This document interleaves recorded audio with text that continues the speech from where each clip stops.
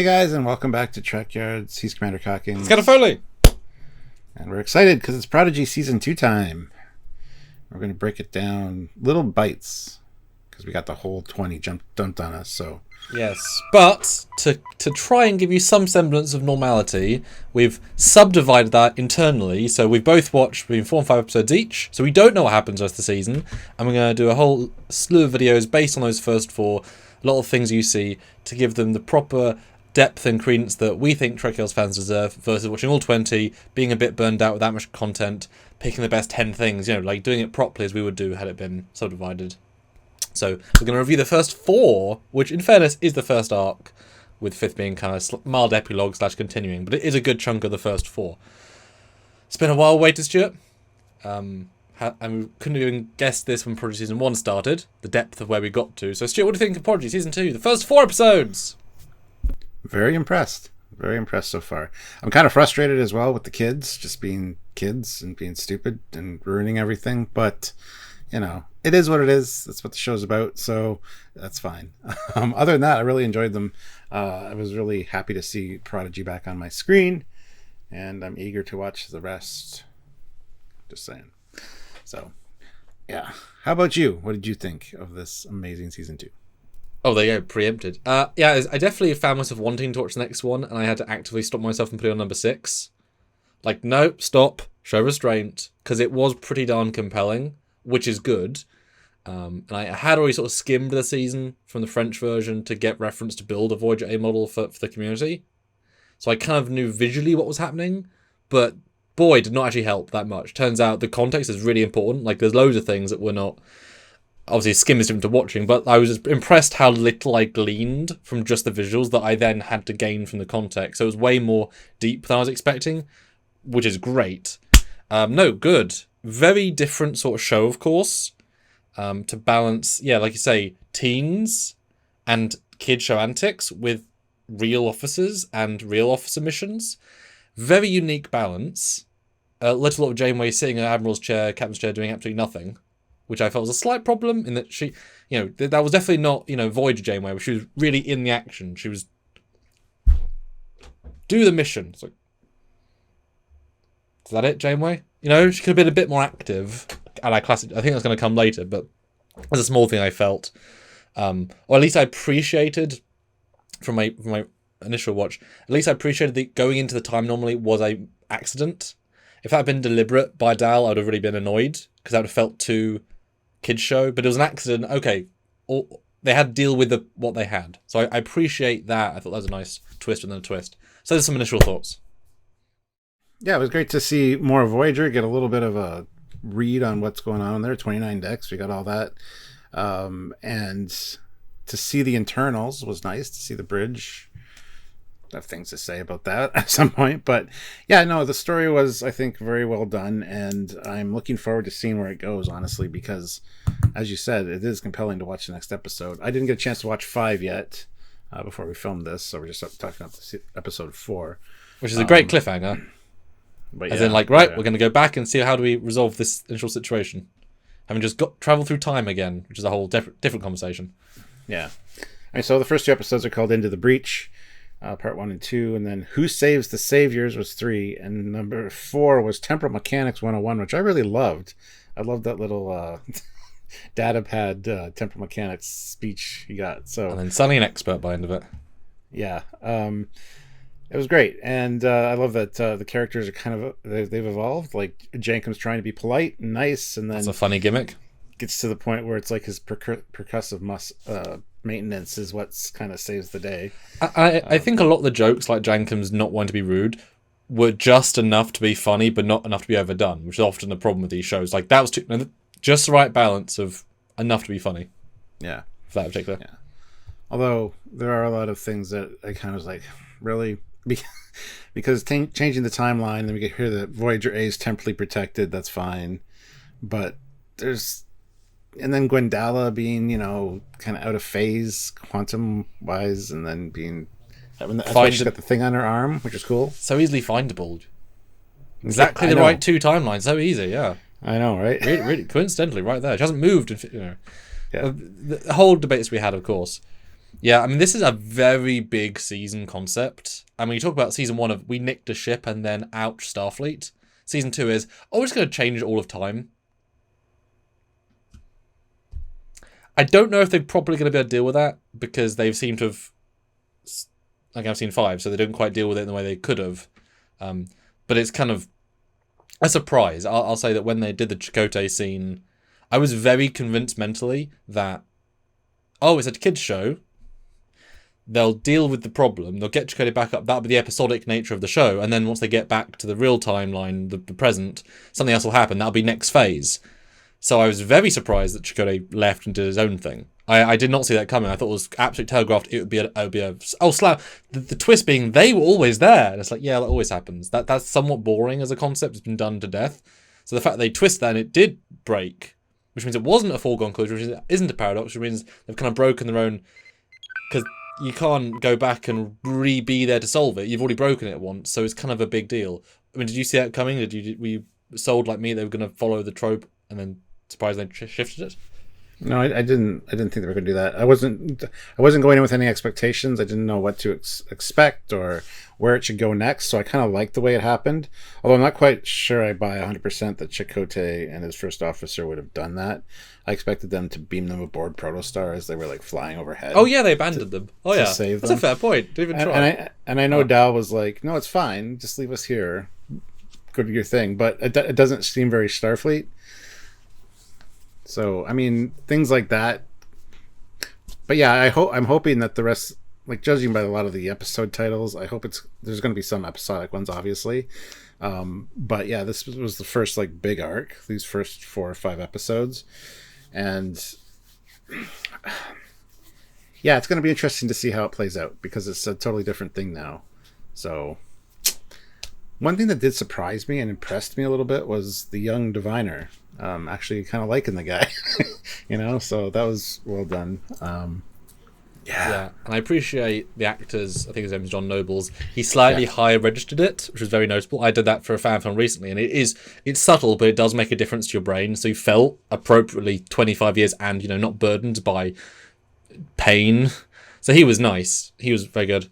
Although I kind of felt the slight limitation in budget in this 4 episodes, and that the Voyager A. And I'll go back to Diviner in a second. The Voyager A felt like it had no crew in the sense of every character model is a hand-placed person, right? And they have so many faces and they don't presumably want to do the same 4 people always walking the corridors. So the bridge always feels deserted, not because it's not staffed, but because there's so much empty space between the few people that there's always nothing going on in the bridge. Engineering was empty, shuttle bay was empty, the corridors feel empty. Same with the Valna Cat planet. Or the Diviner, he walks in, it's a big room that feels empty. It feels like they can't afford to have the crowd mechanics, which is fine. Just there's a certain smallness to we can only afford the foreground. It's like in Deep Space Nine, the foreground battle is giant. As soon as you look past that, it's empty. And that's the problem with scope, right? You feel you have a giant room. Another example in Bill and Ted, the newest one, there's a complaint. One of the sets, it's so giant that the actors feel tiny and pointless and wasteful in space because it's so giant. If they had a smaller set, they'd feel bigger in it. Small complaint, but both kind of feels empty in that regard a little bit. The show, it's I'll link it back to Chakotay, him escaping. And I'm thinking, well, where's all the Varnacut ships that would chase him? It should feel busier than that, right? It felt empty, little emptiness, yeah. Yeah, that's a good point. Actually, I didn't really think about that, but now, kind of looking back as you were talking, it's like, yeah, you're right. It's very subtle, but. It's well, it takes money to put 7 extras here and walking people there, and as someone who does that, I know exactly it's very annoying. One thing I did appreciate too were all the bird puns for the first officer. Just kept rapid firing those. Some were organic, some were not. Nice balance. I think that's my biggest problems with the 4 so far is that I didn't believe that Chakotay would tell them the escape plan, and then hand this random 12-year-old Tellarite their one tricorder and trust them to fix it. That's risking everything on strangers. That's not going to happen. And they felt so removed from the situation. It's we'll let them fix it. I didn't have a problem with it considering that they had been there a while and they said there's no way to escape. And, I've seen enough Star Trek that I know that sometimes when somebody else comes in, in an escape situation like that, you do let them do that thing, even though they are kids.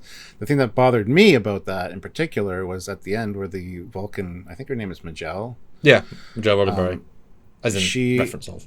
Yeah, she pulled out her tricorder, and Chakotay's like, "Where'd you get that tricorder?" Like that opens No, they up go. more. Yeah, that opens up more questions because right after that they pull out phasers. They were in the bag. That should have clicked something in Chakotay, like as they're flying away, to beam them aboard and go, "What's going on exactly?" He's a bit busy. It's true. It's true. He would certainly think 10 minutes later, once bigger plot development happens, of course, because pretty big thing.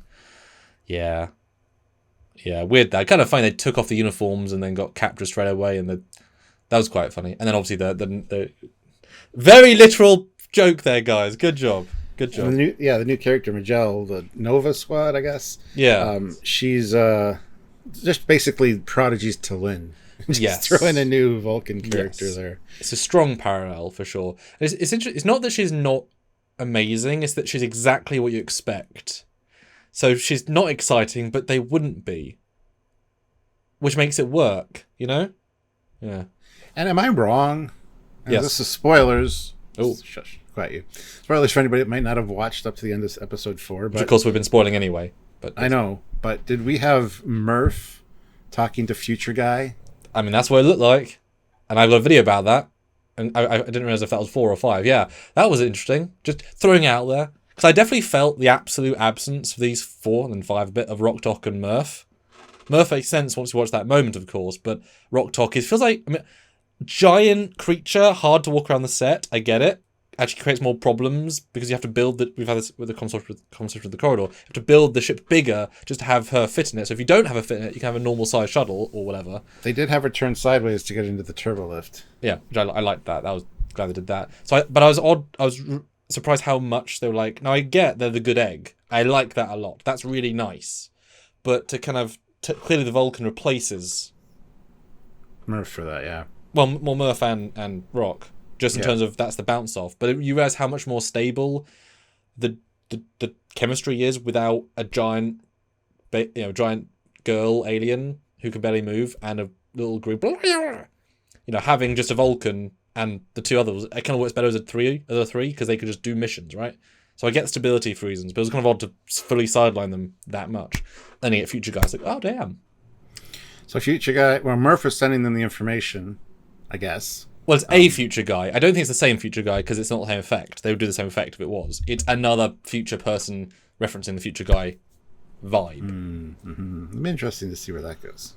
I mean, they just ruined the universe again, timeline wise. So, Future Guy.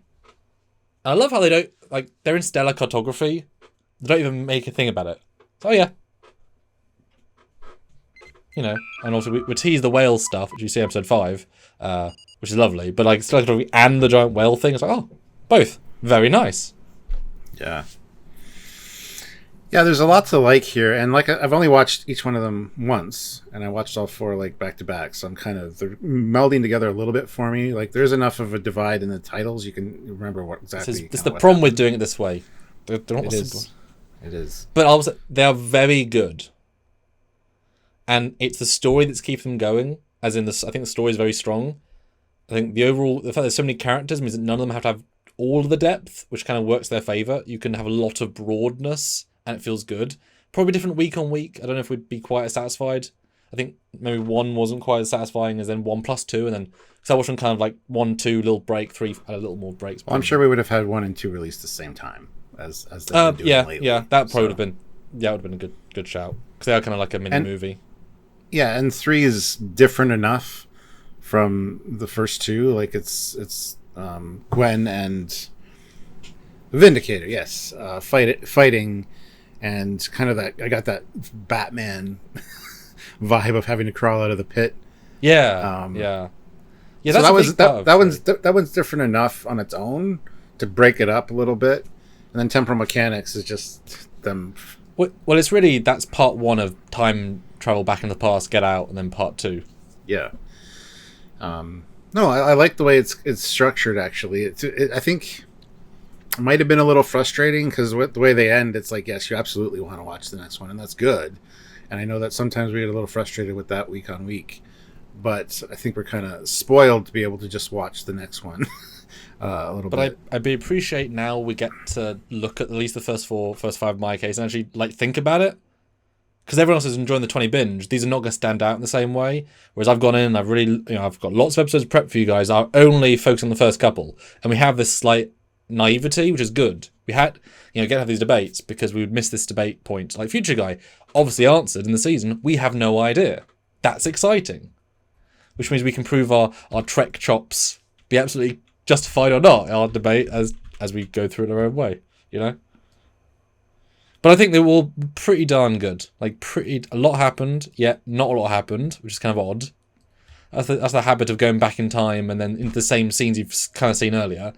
Really shocked about the twist with the Chakotay thing. Really, really unexpected. Gives you a whole big, broad, oh no. And then episode 4, they invent a new type of time travel, which is interesting, which I have thoughts on. And also, the Joe Cassu made, they invent the Nebuchadnezzar.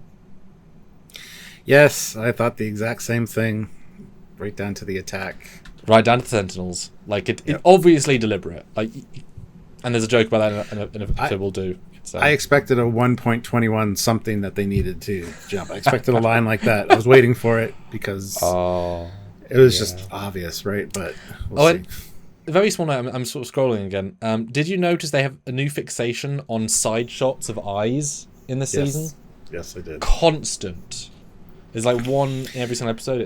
That's a thing that's got to be, and that's got to be said too. That this show, again, it's just striking me with how beautiful it looks. There's so many vivid colors and so much great, like everything's so crisp and nice looking, except for Voyager A. The interiors are kind of but if it was. I agree. The art design is wonderful. I just wish they were using more conventional Trek art design things, like the Dauntless Bridge design on Voyager, that sung because it was a real set they copied, or the Enterprise D when they did that, it mostly sung. I think Val and Cup stuff all looks gorgeous because they're trying to make it look gorgeous. I wish certainly Voyager A interiors were more in keeping because they would look, if you built them classic looking in episode 1, they'd look nice the rest of the season. But they aren't the memorable that I think they want them to be. I don't know. And the inside of the Infinity is so cramped, it's not a non-entity. I didn't even necessarily make shots of it because it's just a cockpit, right? There's kind of nothing going on. Like that ship in general is very odd. It's like sort of nothing. It's a nothing ship. Yeah. Well, it looks like, having a closer look at it now, it's actually some Maquis Raiders vibes going on with it. But we'll talk about that in another video, I'm sure. I guess sort of closing thought, end of episode 4, unknown person is able to wirelessly, we suppose through time, fix a ship because Dragon says it's broken, so he has to fix the ship and turn it on and make it warp capable. I think that's going to come into play later. Somebody's going to have to go back to that moment, get on board the ship, do some repairs, and then get out. I think somebody's going to physically helping them. So more comedic timing than God Savior. Yeah, and it might be one of them that's doing it, and we'll see it from looking out the hatchway and see them talking or something. I have a feeling that's going to happen. So that didn't bother me at all because I just assumed we're going to see something like that. So because I took it as it seemed odd. Like I like that idea. That's a fun idea. Although the timing, how do you fix something that's that broken in the space of time of them doing the time jump thing, walking out to see Gwen, because you'd have noticed in between without. They just needed a new module. They spent like a week building it in the future and bring it back. They made a giant thing of it's broken. Like that, what we just did there was the most it was ever going to be able to do. So that's the thing. We set a criterion of it's gone, and then it's fine again in literally 10 seconds with zero explanation. It's like okay, because warp doesn't just mean warp engines. It means shields. It means inertial dampeners. It means all these other parts that's kind of giant. Or impulse to get out of atmosphere. So for my concept, like I say, your idea notwithstanding, and somehow someone through time repaired a ship wirelessly. That was a bit hokey. I don't even know if the 29th century guys have a repair ray. Like that's an odd concept. I love if if we see someone freeze time and repair everything over a week. And then unfreeze time, beam out, boom, now you've got a fixed ship. That would be how I assume they could do that. But it plays a bit like a weird Q thing, almost. Which it could be, but not. Okay, there you go. Fun thing is, there's a lot to break down here. It's going to be a fun ride, and we will have a lot of breakdown videos for you guys, as well as live reviews and things like that. So keep your eyes peeled to the channel. Make sure you're subscribed and click the bell notification icon to all. And if you liked our little discussion here, please hit the like button. And like I said, join us for all those breakdown videos and lives and reviews, because we love doing them. We're very passionate about Star Trek and Prodigy in particular. So by all means, tune in for those and join us for any lives or any other content that we do, because there will be a lot. And we really want the show to get a new season. That's kind of yes, please. Yes, please. So do go watch it on Netflix. Do go watch any medium that you can. Give them the numbers. Give them that bit of wow. Maybe play in the background while making dinner. Give them the metric. This first 30 days will be our one and only chance to get the show back. So give it the love, because this is an exceptionally good start. And that's their second season. And I don't think any Trek show, not even Lower Decks, was this good second in, like conceptually and structurally. And, you know, I think that's a testament to, so give them another season. They have all the lessons they've learned. And like 5 years more advanced tech, because they've started at a different point. Yes. Help them out by watching the damn show. And support us on Patreon if you can, or join the channel. It's monthly. Really, really helps what we do here to guarantee this cool content all the darn time, or one-time donations via Super Chat during any of our lives, or Super Thanks on any video, or Super Give on any trekyards@hotmail.com. That's the PayPal. There you go. It makes sense. It makes sense, damn it. Yeah. So anyway, until the next time we see you, he is Commander Cockings. He's Captain Foley. See you guys later. Bye, guys.